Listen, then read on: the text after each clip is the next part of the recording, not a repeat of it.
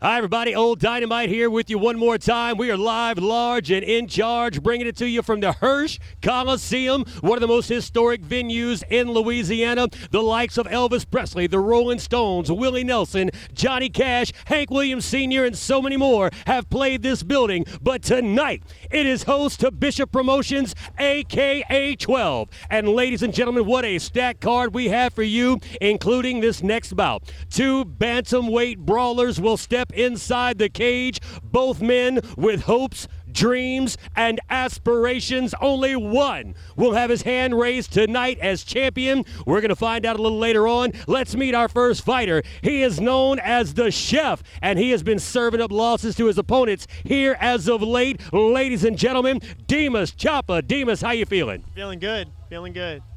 So, Dimas, you've got a big battle ahead of you tonight. The Karate Man, Jordan Woodle, hometown hero. You know the crowd's going to be leaning in his favor here tonight, so you're somewhat on enemy territory. What have you done to prepare yourself for this title opportunity?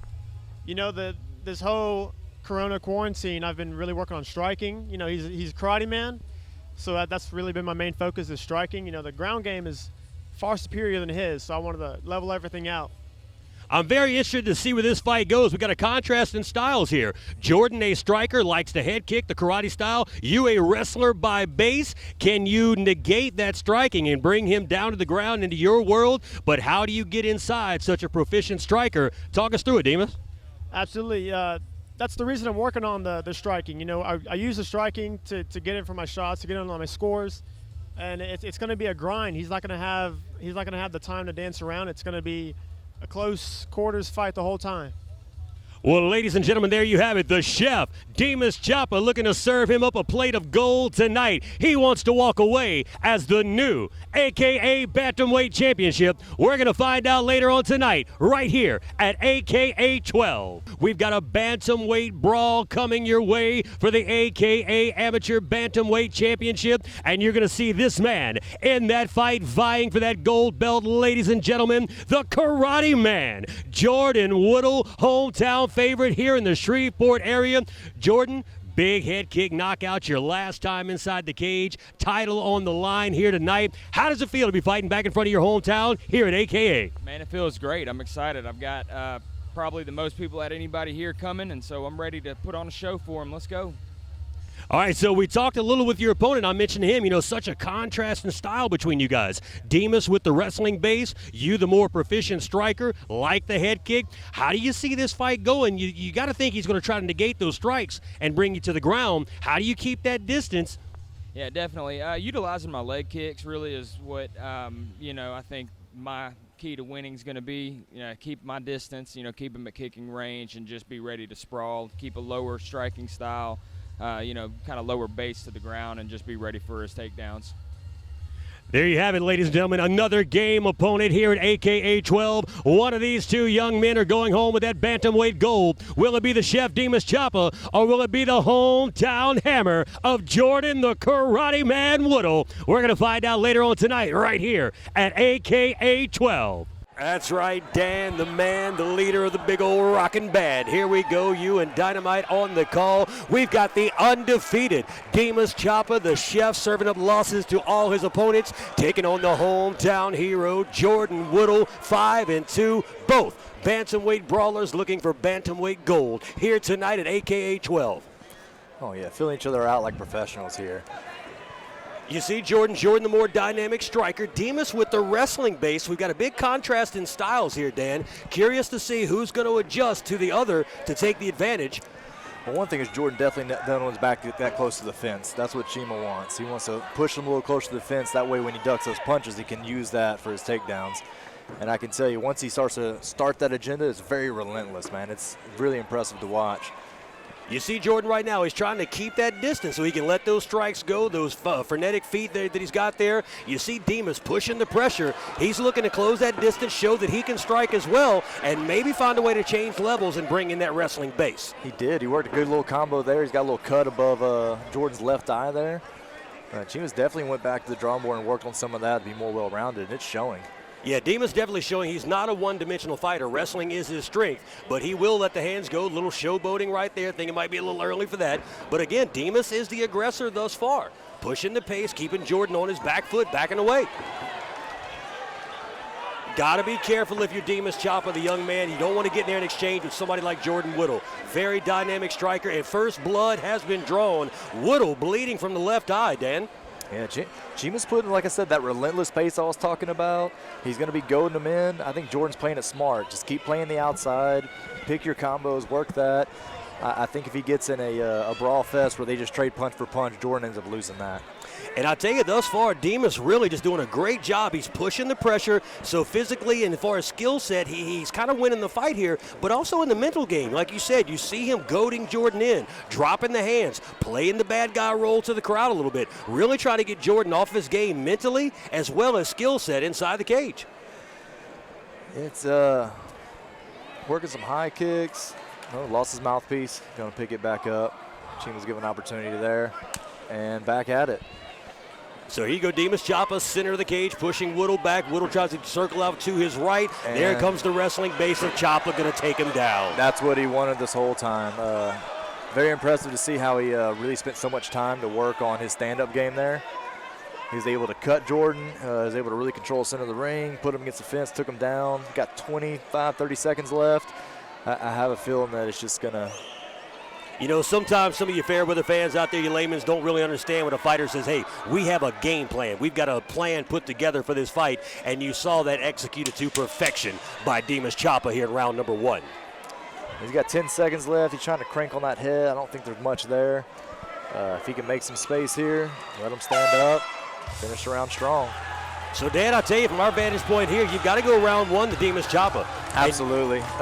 Jordan definitely didn't show any quit in that. He stuck to his game plan of circling and trying to pick those accurate punches, but Dimas was able to land more, cause more damage, score an excellent takedown there at the end. The second, third round, I think are going to be interesting. That's what I called it. I said this fight's going to be over in the first round, or it's going to be a 3-round just war all the way to the end.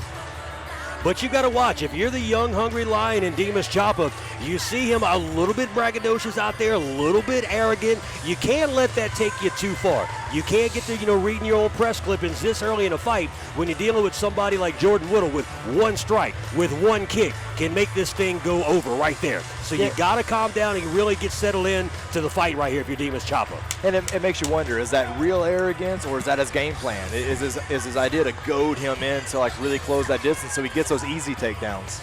And you're absolutely right, and it's easy when you're on, I guess, what's considered enemy territory for him. You're kind of playing to the emotions of the hometown fighter. You get him goaded in, like you said, to try to make a mistake. And here we go. He steps to the center of the ring, ready to dominate from that position. Dimas really light on his feet. You see him staying up on the balls of his feet there, up on the toes, pushing the pace, trying to keep that head back, doesn't want to eat anything from Jordan Woodle. Woodle circling around to his right, looking for that point of attack. A little distance in between them. Jordan still working those kicks here tonight. Now he's going to let the hands go, the 1-2. Dimas shakes it off. Dimas still very cocky out there here in round number 2, feeling his oats, Dan. Yeah, he's definitely playing a counter-punching game, which is probably why Jordan picking those combos so much slower. Very good to shut that off, keep it standing. I think Jordan's had enough. You see him really let those hands go on that one. I mean, there's some power behind those punches. Didn't connect, but you can see he's starting to get frustrated, and he really wants to slow Dimas down, land a big shot here to Woodle. He's throwing a lot of high kicks. He's not really setting them up very well, so I think he's able to block those. But I wonder if that's slowing Dimas down because he's not engaging as fast as he was in the first round. Well, if you're Woodle, you got to be careful firing off all those high kicks against a good wrestler like Chapa. He can change levels and take advantage of that. And as many as Woodle has thrown, you're kind of letting Dimas get your timing down a little bit. Yeah, I will say the fight's definitely slowed down, and I don't know if it's out of conditioning or respect for each other. It's changing. It's not the first round. It's a completely different round we're watching. Different fight. Kind of what we expected at this point. I mean, you're seeing both fighters kind of settle in. Dimas realizes now, hey, the time for the showboating's over. It's time to get serious. If I want to get a win here, this would be a big, big win for Dimas Chapa. A big win for either. Both want to go home with that gold belt. Yep. And see if Jordan will start using his hands more. That kung fu background, he definitely uses a lot of those high kicks and distance management that way. Dimas, he's definitely looking to counterpunch. I think he's waiting for Jordan to really throw those bombs and then return just like he is, and maybe he can just kind of clip them down that way.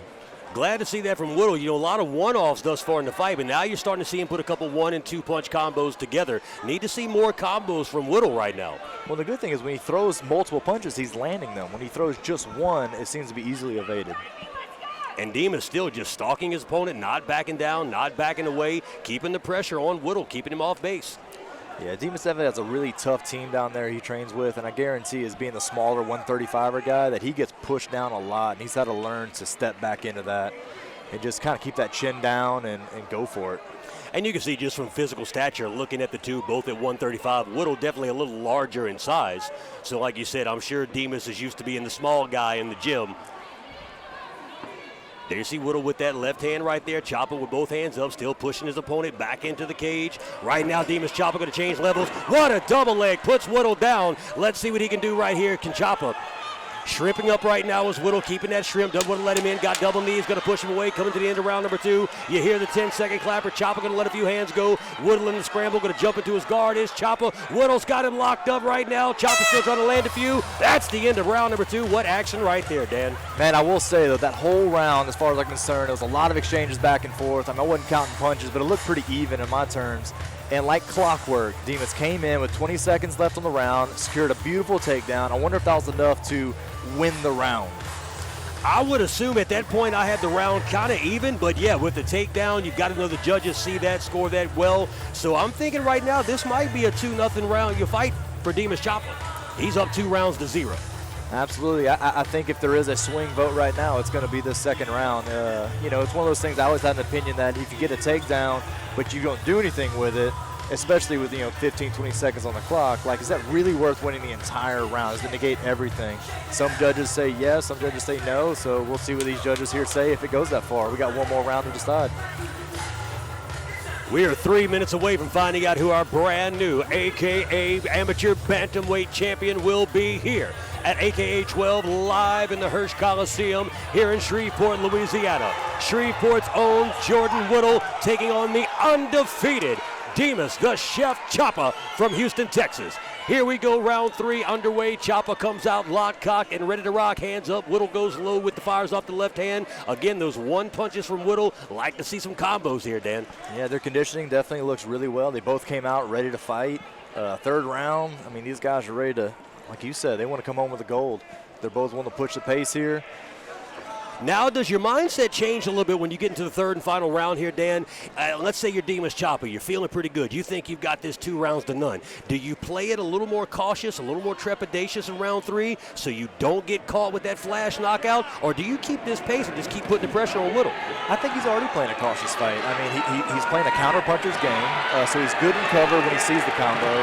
He tries to land his shots, and then if things don't go well, he just gets his quick takedown at the end.